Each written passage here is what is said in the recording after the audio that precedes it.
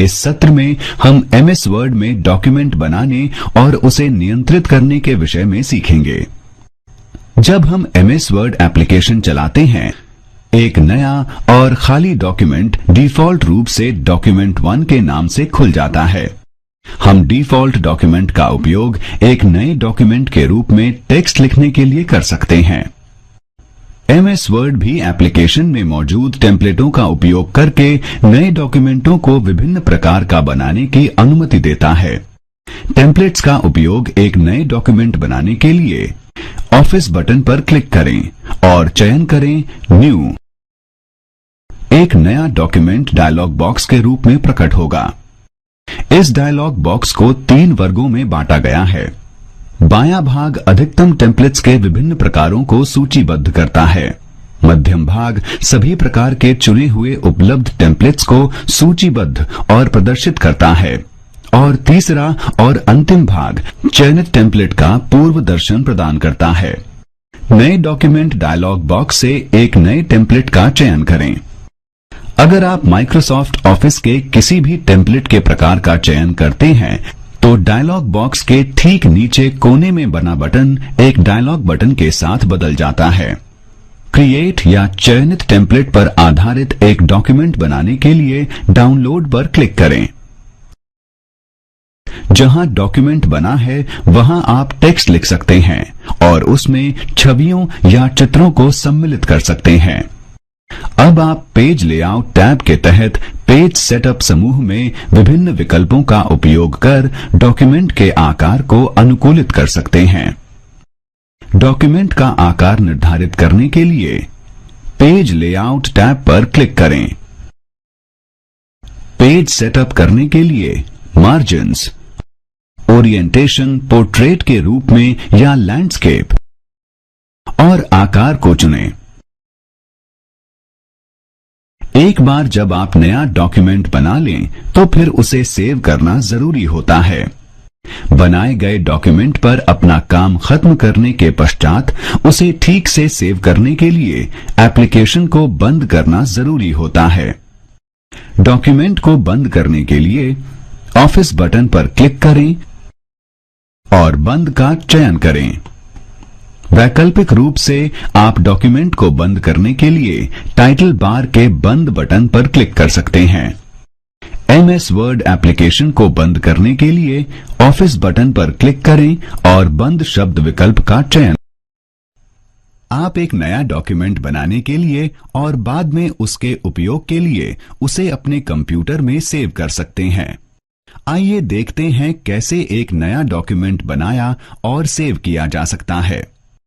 एक नया डॉक्यूमेंट बनाने और उसे सेव करने के लिए स्टार्ट बटन पर क्लिक करें। सभी प्रोग्राम्स की ओर माउस को केंद्रित करें। माउस को ऑल प्रोग्राम्स पर ले जाएं। माइक्रोसॉफ्ट ऑफिस वर्ड 2007 पर क्लिक करें।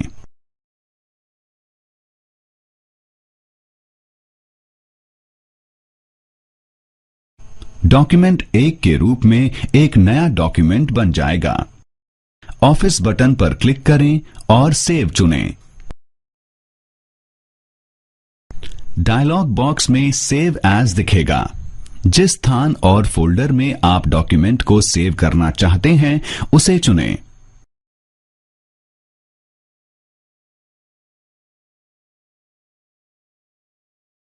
उसे खोलने के लिए फोल्डर पर डबल क्लिक करें। अपने डॉक्यूमेंट के लिए इच्छित फाइल का नाम कॉम्बो बॉक्स में फाइल के नाम पर लिखें।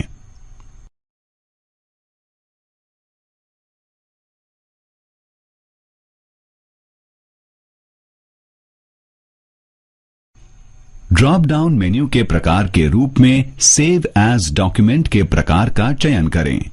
डिफॉल्ट रूप से यह वर्ड डॉक्यूमेंट के रूप में स्थापित हो जाएगा।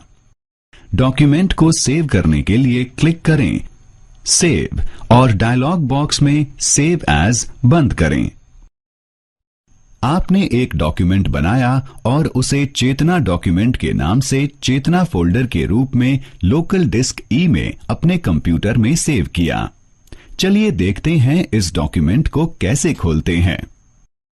इस मौजूदा डॉक्यूमेंट को खोलने के लिए ऑफिस बटन पर क्लिक करें। ओपन डायलॉग बॉक्स प्रदर्शित करने के लिए ओपन का चयन करें।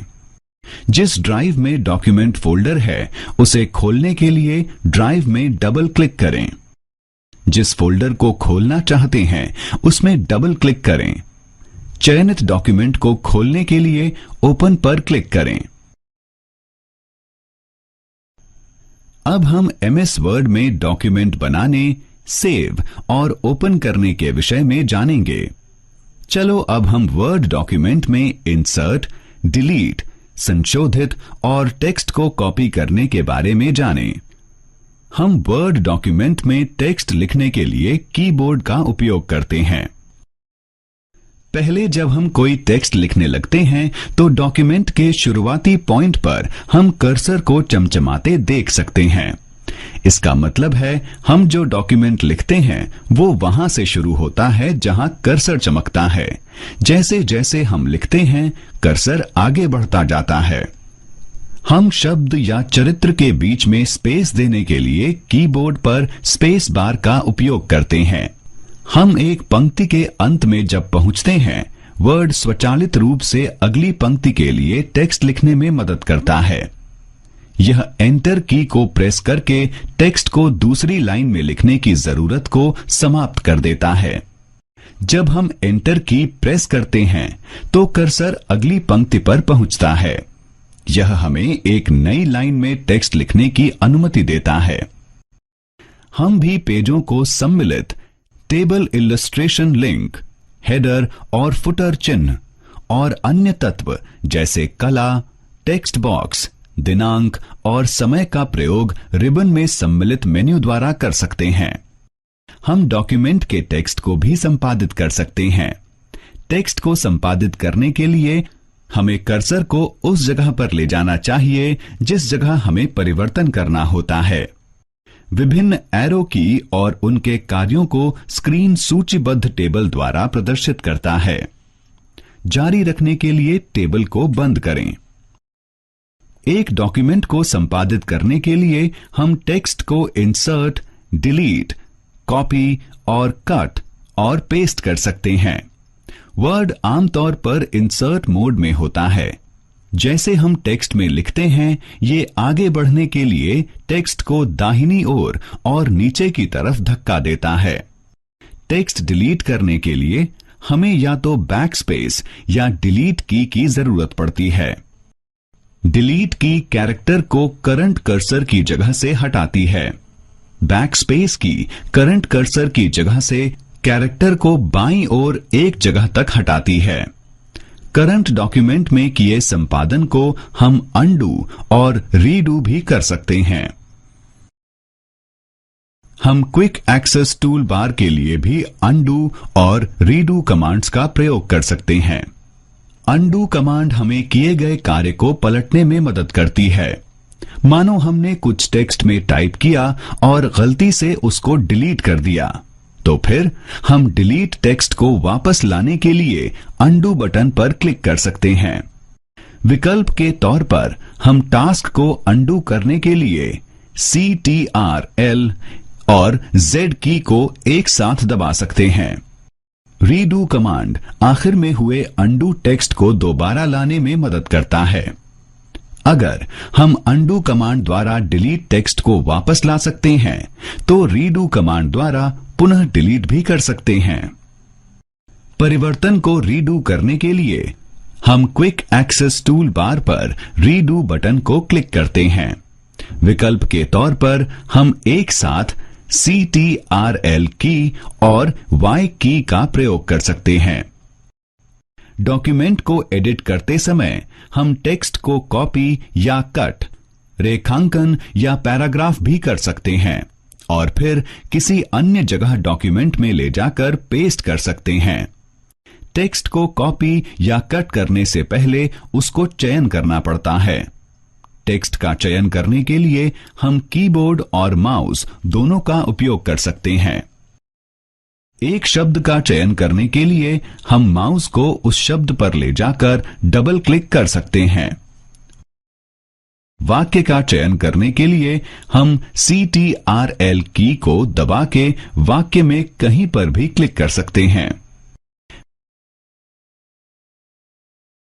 पैराग्राफ का चयन करने के लिए हम माउस को सिलेक्शन बार पर ले जाकर डबल क्लिक करते हैं।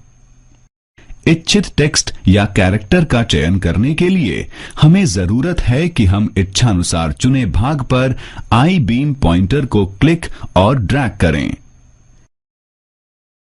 एक बार हम टेक्स्ट का चयन करने में सक्षम हो गए तो हम चयनित टेक्स्ट को कॉपी या कट करके एक से दूसरी जगह ले जा सकते हैं। चलिए जानते हैं टेक्स्ट को एक जगह से दूसरी जगह कैसे ले जा सकते हैं। टेक्स्ट को एक जगह से दूसरी जगह ले जाने के लिए उस टेक्स्ट का चयन करें जिसे आप एक जगह से दूसरी जगह ले जाना चाहते हैं। रिबन के होम मेन्यू में से कट विकल्प पर क्लिक करें। कर्सर को उस स्थान पर रखें जहां आप अपना टेक्स्ट पेस्ट करना चाहते हैं। कट टेक्स्ट को पेस्ट करने के लिए पेस्ट विकल्प पर क्लिक करें। पेस्ट विकल्प केवल वैल्यू या फॉर्मेटिंग पेस्ट या हाइपरलिंक के रूप में टेक्स्ट पेस्ट करने के विकल्प प्रदान करता है। इसी तरह हम टेक्स्ट को कॉपी करके एक ही डॉक्यूमेंट को एक अन्य जगह पर या एक अलग डॉक्यूमेंट में पेस्ट कर सकते हैं। टेक्स्ट को कॉपी करने के लिए कॉपी करने वाले टेक्स्ट का चयन करें। रिबन के होम मेन्यू में से कॉपी विकल्प पर क्लिक करें। कर्सर को उस स्थान पर रखें जहां आप अपना टेक्स्ट पेस्ट करना चाहते हैं। पेस्ट विकल्प पर क्लिक करें। कॉपी टेक्स्ट यहां पर पेस्ट हो जाता है। तो हमने देखा वर्ड विभिन्न विकल्पों और की का उपयोग करके किसी डॉक्यूमेंट में टेक्स्ट को संपादित करने की अनुमति कैसे। हम क्या करते हैं जब हमें जटिल जानकारी को व्यवस्थित करने की जरूरत होती है? हाँ, हम इस जानकारी को संभालने के लिए टेबल्स का उपयोग करते हैं। टेबल्स हमें विभिन्न प्रकार के डॉक्यूमेंट्स को संभालने में मदद करता है, जैसे फॉर्म, स्क्रिप्ट और रिपोर्ट्स। टेबल्स रो और कॉलम से मिलकर बना है। रो आड़ी लाइंस हैं, कॉलम खड़ी लाइंस हैं, और जब ये लाइनें एक दूसरे को काटती हैं तो सेल बनता है जिसमें हम डेटा और जानकारी रख सकते हैं। चलिए जानते हैं कि MS वर्ड में एक टेबल कैसे बनाएं या चित्रित करें। एक टेबल बनाने के लिए आप जहां टेबल बनाना चाहते हैं वहां सम्मिलन पॉइंट पर कर्सर रखें। रिबन के इंसर्ट मेन्यू पर क्लिक करें। ड्रॉप डाउन मेन्यू के विकल्पों में से इंसर्ट टेबल का चयन करें। इंसर्ट टेबल डायलॉग बॉक्स प्रकट होगा। टेबल में रो और कॉलम की इच्छित संख्या का चयन करें या लिखें। टेबल बनाने के लिए ओके पर क्लिक करें और इंसर्ट टेबल डायलॉग बॉक्स को बंद करें। वैकल्पिक रूप से टूल बार के टेबल ड्रॉप डाउन मेन्यू पर क्लिक करें और हाइलाइटेड नंबर के रो और कॉलम टेबल बनाने के लिए पैलेट के ऊपर माउस रखकर खींचें। एक बार जब आप टेबल बना लेते हैं, आप सेल के साथ रो और कॉलम की चौड़ाई और लंबाई बदल सकते हैं। सेल, रो और कॉलम की चौड़ाई और लंबाई बदलने के लिए सेल, रो और कॉलम पर कर्सर रख के राइट क्लिक करें। पॉपअप मेन्यू प्रकट होगा। टेबल प्रॉपर्टीज विकल्प पर क्लिक करें। टेबल प्रॉपर्टीज डायलॉग बॉक्स प्रकट होगा। टेबल टैब टेबल के आकार को सेट करने या टेक्स्ट को टेबल के लिए अलाइन करने के लिए विभिन्न प्रकार के विकल्प प्रदान करता है। बॉर्डर्स और शेडिंग पर क्लिक करें। बटन बॉर्डर्स और शेडिंग डायलॉग बॉक्स प्रदर्शित होगा। ये आपको टेबल और पेज में बॉर्डर सेट करने में मदद करता है। बॉर्डर्स और शेडिंग डायलॉग बॉक्स में शेडिंग टैब आपको टेबल्स को कलर करने की अनुमति देता है। टेबल प्रॉपर्टीज डायलॉग बॉक्स की रो टैब आपको चयनित रो की ऊंचाई सेट करने की अनुमति देती है। टेबल प्रॉपर्टीज डायलॉग बॉक्स की कॉलम टैब आपको चयनित कॉलम की चौड़ाई सेट करने की अनुमति देती है। सेल टैब आपको सेल की चौड़ाई सेट करने में मदद करता है। अपनी जरूरत के अनुसार आप भी टेबल में रो और कॉलम को डिलीट या इंसर्ट कर सकते हो। रो और कॉलम इंसर्ट करने के लिए जहां आप रो और कॉलम को इंसर्ट करना चाहते हैं, रो और कॉलम के उस स्थान पर कर्सर रखें। शॉर्टकट मेन्यू का उपयोग करने के लिए राइट क्लिक करें, माउस को इंसर्ट विकल्प पर ले जाएं। प्रदर्शित सूची से रो, कॉलम और सेट को इंसर्ट करने के लिए विकल्पों में से एक का चयन करें। सेल, रो और कॉलम को डिलीट करने के लिए कर्सर को उन रो और कॉलम पर लेकर जाएं जिन्हें आप डिलीट करना चाहते हैं। राइट क्लिक करें और डिलीट डायलॉग बॉक्स प्रदर्शित करने के लिए डिलीट सेल का चयन करें। सेल, रो और कॉलम को डिलीट करने के लिए इनमें से कोई एक विकल्प चुनें। तो हमने जाना कैसे टेबल्स को बनाएं और उनका उपयोग करें ताकि हम जानकारी को बेहतर और प्रभावशाली तरीके से अरेंज करके रखें। एमएस वर्ड भी हमें विभिन्न प्रकार के उपयोगिता विकल्प प्रदान करता है, जैसे कि प्रूफिंग और ट्रैकिंग, जो हमें मदद करती है समीक्षा और डॉक्यूमेंट में किए गए परिवर्तनों को ट्रैक करने में। रिबन में review main proof, mark comment, track changes और डॉक्यूमेंट में परिवर्तन के साथ काम करने के विकल्प प्रदान करता है। रिव्यू मेन के प्रूफिंग ग्रुप के कई विकल्प होते हैं, जैसे कि स्पेलिंग, ग्रामर, थिसॉरस और ट्रांसलेट, जो मदद करते हैं डॉक्यूमेंट के टेक्स्ट की जांच करने में। वर्ड अपने आप स्पेलिंग और ग्रामर चेक करता है, जैसे हम उन्हें टाइप करते हैं। गलत स्पेलिंग के नीचे लाल लाइन लगाकर स्पेलिंग की गलती प्रदर्शित करता है। व्याकरण की गलती के लिए हरे रंग की लाइन लगाकर व्याकरण की गलती प्रदर्शित करता है। रिव्यू मेन के अंदर प्रूफिंग ग्रुप में स्पेलिंग और ग्रामर विकल्प पर क्लिक करके हम संपूर्ण डॉक्यूमेंट की गलती जांच सकते हैं। स्पेलिंग ग्रामर डायलॉग बॉक्स प्रकट होता है। डायलॉग बॉक्स त्रुटियों को प्रदर्शित करता है और त्रुटियों के लिए सुझाव देता है।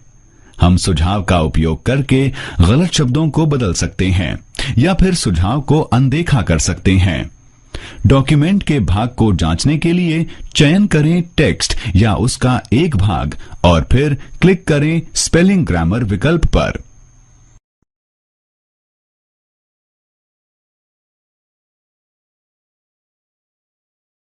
थिसॉरस समान अर्थ के शब्दों को अन्य डिक्शनरी में ढूंढने में मदद करता है। शब्द के समान अर्थ खोजने के लिए शब्द का चयन करें और फिर थिसॉरस पर क्लिक करें। रिसर्च टास्क पैन समान अर्थ के दूसरे शब्दों की सूची को प्रकट करता है। शब्द को माउस पर ले जाकर रखें और चयनित शब्द से सुझावित शब्द को परिवर्तित करने के लिए ड्रॉप डाउन मेन्यू में से इंसर्ट का चयन करें। हम डॉक्यूमेंट में हमारे कमेंट्स रख सकते हैं। कमेंट्स करने के लिए कर्सर को उस पॉइंट में रखें जहां कमेंट करना है या चयन करें। कमेंट करने के लिए टेक्स्ट और रिव्यू मेन्यू के कमेंट ग्रुप में जाकर कमेंट पर क्लिक करें। दाहिनी तरफ कमेंट टेक्स्ट बॉक्स प्रकट होगा जहां हम अपना कमेंट टाइप कर सकते हैं। ट्रैकिंग ग्रुप में ट्रैक चेंजेस विकल्प का चयन करके हम डॉक्यूमेंट में हुए सभी परिवर्तनों को ट्रैक कर सकते हैं। इसमें शामिल है इंसर्शंस, डिलीशंस और फॉर्मेटिंग के बदलाव। ट्रैक चेंजेस मोड में किए गए परिवर्तन हमें डॉक्यूमेंट में किए गए चेंजेस की पहचान करने में मदद करते हैं। हम चेंजेस ग्रुप में उपलब्ध विकल्पों का उपयोग करके परिवर्तनों को स्वीकार या अस्वीकार कर सकते हैं।